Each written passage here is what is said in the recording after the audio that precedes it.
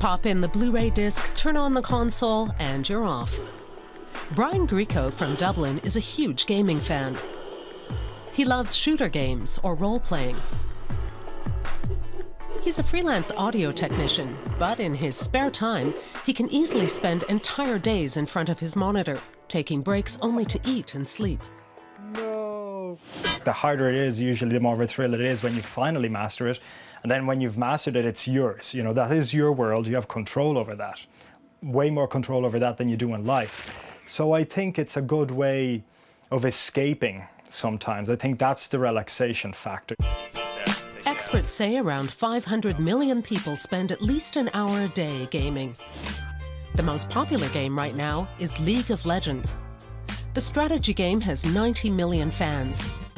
Gamers compete against each other in teams of 5, and many enjoy the sense of community.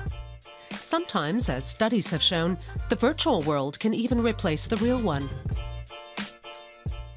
And some of them are very elaborate, these games, and not all of them are just shoot, shoot, shoot and kill people. Some of them, there are themes and you have a part in it and you have a role to play. A bit like in a movie. It can kind of become almost a reality for people, even though it's a fantasy. And you know, it is, like if you look at some of the research where people describe, you know, I feel this is part of my life, it's almost as if it's happening.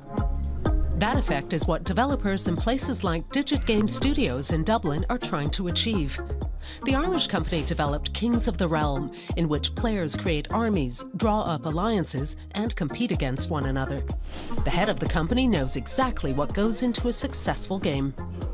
So we have to make sure that A, it's very easy to use, but B, that we're putting them in an environment where they can be successful. So the game can't be too hard. If people suddenly log into the game, they lose and they die and it feels terrible, you know, that's not a good experience. So we have to make sure there's a nice learning curve, it's very rewarding, and people would want to feel at home inside that game.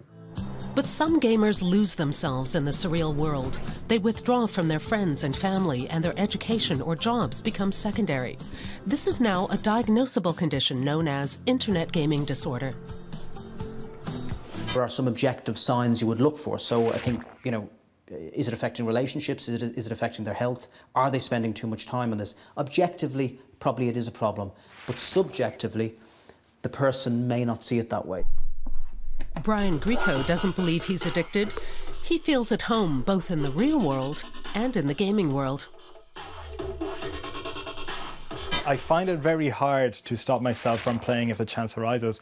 But if I know that I have stuff to do, whether it be work, study or whatever, I just find a strength within me to don't do it. So I've never gotten to the point where I could not control the gaming. Therefore, I've never felt the need to quit it.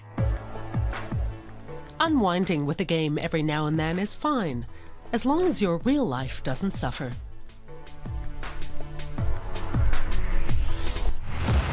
Schiff says switch off for a reality check.